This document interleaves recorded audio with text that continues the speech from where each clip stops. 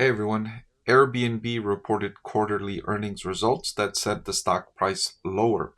I'll review those figures and answer why the stock price is down, and I'll also answer if that stock price decrease is a buying opportunity for long-term investors. I'll discuss a few of the fundamental aspects of Airbnb's business model that I like and the ones that I dislike, and then I'll incorporate that into the valuation and compare it all together to finally provide that update that I highlighted earlier on whether or not I think Airbnb stock is a buy. So let's take a look at the latest update. I want to thank the Motley Fool for sponsoring this video. Visit fool.com/Parkev for the 10 best stocks to buy now. All right, so in the first quarter, Airbnb removed thousands of listings that failed to meet their guests' expectations. Excluding the removal of these listings, active listings grew 17% year over year, sustained by double-digit supply growth in all regions. Let me take those two things one at a time there. So the first thing, removing thousands of listings. Now, that's one aspect of Airbnb's business that I dislike, and that is that Airbnb has very little control over the quality of the guest experience. You can go on the Airbnb platform and book a place to stay, and that place is provided by hosts that are essentially self-employed. They're not employed by Airbnb. Airbnb does not own that inventory. Airbnb does not perform quality checks that are very thorough. And so the guest experience can vary. You might get a really good host that provides you a good experience, or you might get a really poor host that doesn't communicate very well, leaves you with a place that is not to your expectations, and you're left disappointed, right? So that quality, that variance in the experience is a downside for Airbnb. Okay, that's a downside. And so they're addressing that partly by removing some of those experiences or places that were not up to par, that were not up to par. But even removing that, supply increased by 17%. And that's the part of Airbnb's business model that I do like, that it operates this platform where hosts list their property on the platform, and then guests go online and book those properties, and then Airbnb gets to take a piece of all of those transactions on the platform. It doesn't have to spend money on that supply. It doesn't have to spend millions creating new hotels or new places to stay. People just go on the platform, volunteer their places to stay, and Airbnb just takes a commission off of all of those extra places to stay. And those hosts are attracted to the platform because there are so many people that are going on Airbnb and booking these places to stay. It's a relatively easy way to make money off of places that you might have that you're not using. Let's say you have an extra bedroom, or let's say you have an ADU on your property that you're not utilizing.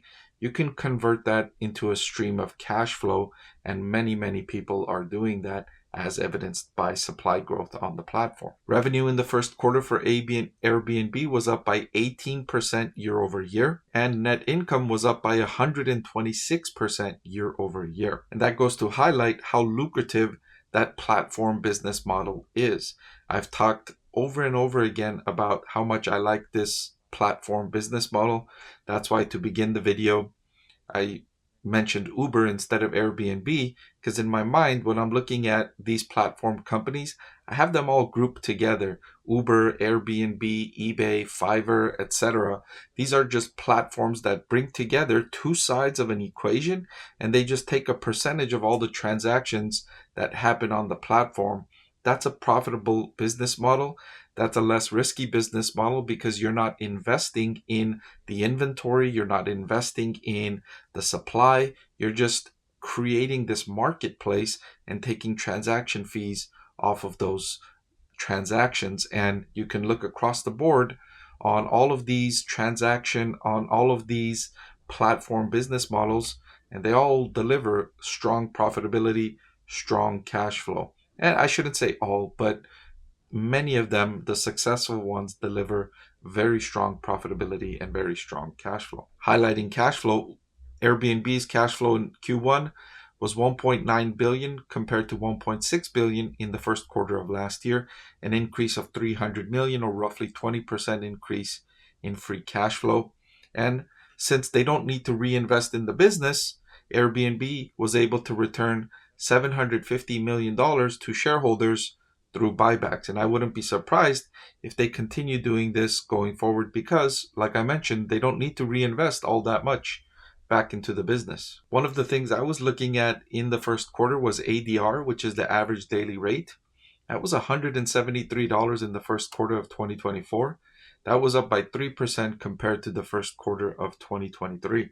So despite supply increasing by roughly 15% year over year, the average daily rate also increased. So supply is increasing, but it's not having a downward impact on average daily rates, which means that more supply is likely to come on the platform because people are looking at these rates. People that own places, they're looking at these rates and they're like, man, I can get $100, $200 a night for booking my extra room or my ADU, or maybe if I'm going away for a trip for 2 weeks, instead of just leaving my home empty, maybe I list my home on Airbnb, and that way it will pay for some of my vacation. And so as people observe these higher prices, it's going to attract more listing to the platform. It's so much, I mean, you could go on yourself and look for yourself trying to rent a place to stay. It's hefty. The premiums, the prices are hefty, and that's just going to continue attracting more and more folks to list more and more properties on the platform because they can make so much money doing so. And you know human nature, when there's money to be made, that's going to attract people to Airbnb. All right, so despite Airbnb's revenue and cash flow doing so well, there's room for increase. So during the first quarter of 2024, the implied take rate was just 9.3%, which was higher than the first quarter of 2023. And I wouldn't be surprised if it continues moving higher because, like I highlighted about those platform business models that bring together buyers and sellers, 9.3% is on the lower end of the take rates of all of those platform business models. For instance, Uber's take rate is up in the mid 20% range. Fiverr is up over 30% take rate. eBay is around 14%. Etsy is around 20% take rate. So Airbnb has room to increase that fee that it takes from the hosts that are listing their inventory on the platform, but it's right now not capitalizing on that just yet. It's trying to encourage more people to list on the platform, to commit to being a host.